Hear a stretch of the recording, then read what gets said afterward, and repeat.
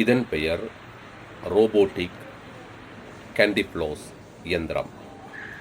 இது நியூசிலாந்தில் முதலில் டெனிடன் என்கின்ற இடத்தில்தான் அறிமுகம் செய்து வைக்கப்பட்டது.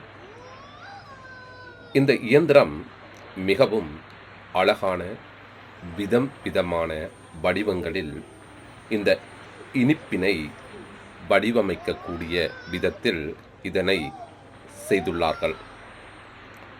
இது ஒரு புதுவிதமான அனுபவம்.